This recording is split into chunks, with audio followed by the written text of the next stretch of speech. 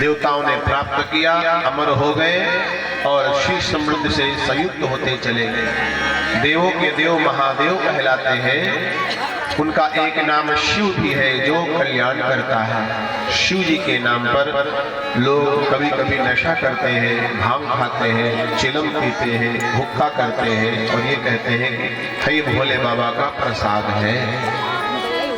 देखो, भोले बाबा का प्रसाद किसी के दम नहीं है कि चख पाए। हलाहल विष था, छोटा मोटा नहीं था। भोले बाबा को इतना, भगवान को इतना गानों में और प्रहसनों में, सीरियलों में इस तरीके इतना छोटा बना दिया गया कि पूछो मत। भाग भाग के नशे में हो गए तो उससे खुद दिखने लगा, ये हो गया वो हो गया। इतना छोटा भगवान को नहीं दिखाना चाहिए। भगवान नशा करते थे, नशे में रहते थे ना। आयुर्वेद के वो जानकार थे, सर्जन थे, योग के गुरु थे, प्रथम गुरु है, कथाकार है, योग तो उनकी आप सरह न लगाओ, उनकी तुलना मत करो। पीना हो तो चिलम पियो, मरना हो तो मरो, भोले बाबा का आड़ मत लो। भांग ठीक है, औषधि सारी ठीक है, विष भी ठीक है, विशेष विष औषधम कहा गया है। सांप काट खाए विष का ही इंजेक्शन लगेगा, लेकिन कोई सांप का जहर रोज लेता रहे और कहे भोले बाबा का अंश है, वह उचित नहीं है। भोले बाबा का परिवार विषम स्वभाव वाला है। भोले बाबा का वाहन नंदी है, बैल है, और माता का वाहन सिंह है। सिंह बैल को खा जाता है लेकिन नहीं खाता, क्योंकि परिवार में है तो अपने स्वभाव को बदला जाता है। परिवार में किसी को कोई चीज पसंद नहीं हो तो स्वभाव बदल लिया जाता है। किसी को मिर्ची बहुत पसंद है और किसी को नहीं पसंद है, तो अब भाई सब्जी में मिर्ची नहीं डालो, अलग से ले लो, दूसरे का सहयोग करो। चूहा मूषक वाहन है गणेश जी का, और कार्तिकेय जी का वाहन मयूर है। भोले बाबा के गले में सर्प पड़े हुए हैं। सर्प की इच्छा होती है कि चूहे को खा जाए, लेकिन नहीं खाते। क्यों?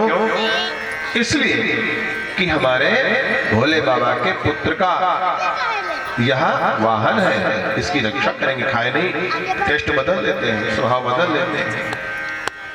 बच्चों को जो बर्गर, पिज्जा और ये सब चीजें नुकसान करती है तो बड़े भी ना खाएं। बड़े लोग खाते रहेंगे, बच्चों से कहेंगे तुमको डॉक्टर ने मना किया तो मत खाओ, उचित नहीं। स्वभाव को बदल लो, बच्चे अच्छे हो जाएंगे तो सब अच्छा हो जाएगा। सांप को खाना चाहता है मोर, वाहन है कार्तिकेय जी का, उनके पुत्र का, लेकिन मोर सर्प को नहीं निगलता। क्यों? ये मेरे स्वामी के पिताजी का श्रृंगार है, हम नहीं खाएंगे।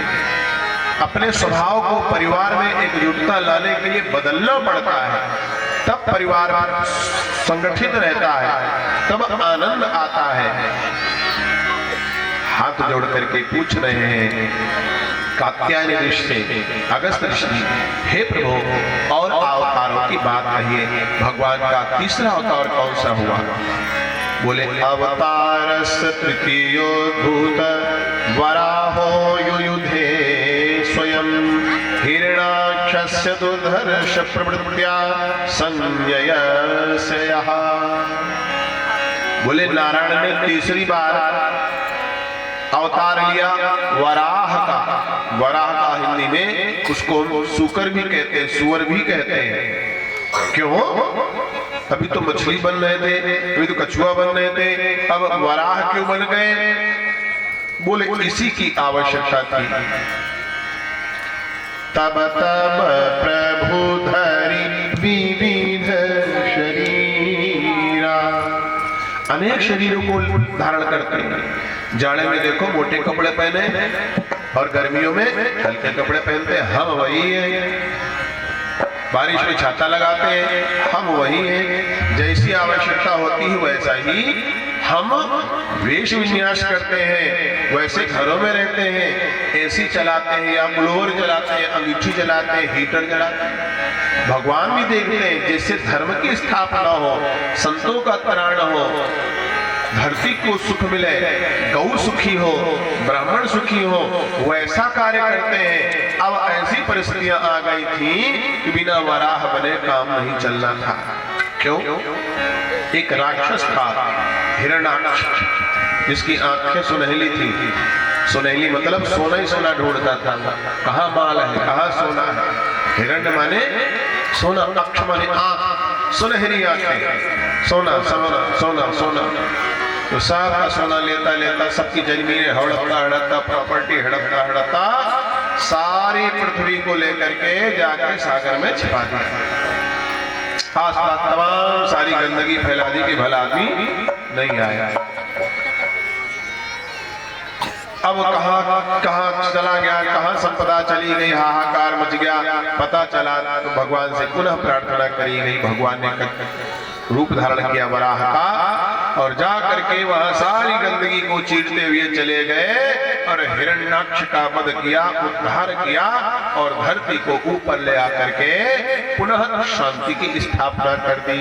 बोलिए वराह भगवान की जय, हरि नारायण विष्णु भगवान की जय। जब जब होई धर्म के हानि, जब जब होई धर्म के हानि, बाढ़ई असुर अधम अभिमानी, बाढ़ई असुर अधम अभिमानी। तब तब प्रभु धरि विविध शरीरा, तब तब धरि प्रभु विविध शरीरा। तब तब अनेक शरीरों को धारण करते हैं जब जब अधर्म की हानि होती है, तब तब। अब चतुर्थो, चौथा भगवान ने अवतार लिया, बहुत शानदार अवतार लिया। उसका भाई बदला लेने के लिए तपश्चर्या करने लगा हिरण्याक्ष का, हिरण्यकश्यप, और भगवान से वरदान मांगा क्या कि हम दिन में न मरे। भगवान ने कहा ठीक नहीं मरोगे।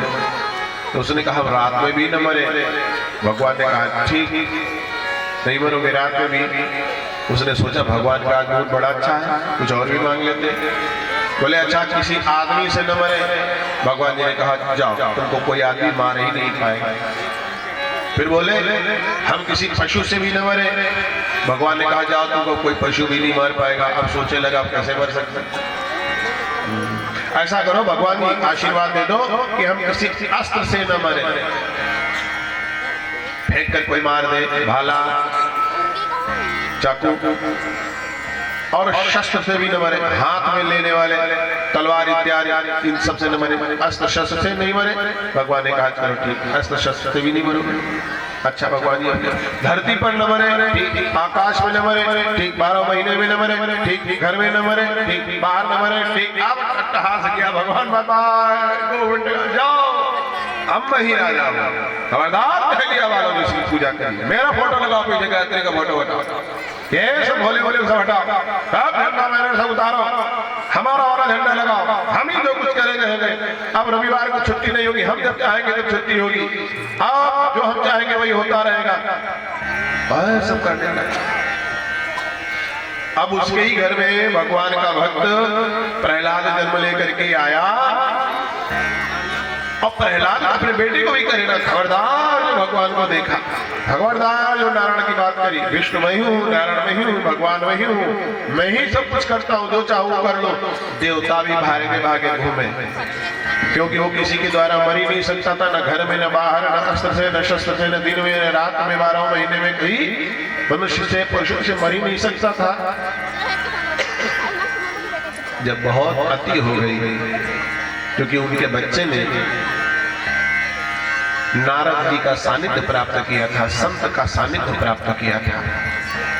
जब किसी अच्छी धार्मिक संस्था से आप जुड़ जाओगे अच्छे सदगुरु से जुड़ जाओगे, अच्छे साहित्य से जुड़ जाओगे, बुद्धिमान लोगों से, ज्ञानवान लोगों से जुड़ जाओगे, सज्जनों से जुड़ जाओगे, पुरुषार्थी ईमानदार लोगों से जुड़ जाओगे, आपका जीवन बदलना शुरू हो जाएगा। आप जाप करो चाहे न करो, उस संगत का इतना प्रभाव होगा और जाप के बिना आप रह ही नहीं पाओगे। आपको पता चल जाएगा आर्ट ऑफ लिविंग है क्या, ये जीवन जीने की कला है क्या। सुबह उठ करके बीड़ी पीना, सिगरेट पीना, नजर माँ बाप को कुदृष्टि से देखना, त्रास करना, शोषण करना, ये तो कैसा जीवन है। उससे तो मिल सकता है क्या? कोई किसी को कष्ट देकर आज तक सुखी हुआ है क्या? आप ट्राई कर लो, घर में ट्राई कर लो, पति को कष्ट देकर देख लो, पत्नी को कष्ट देकर देख लो, बेटे को कष्ट देकर देख लो, माँ को कष्ट देकर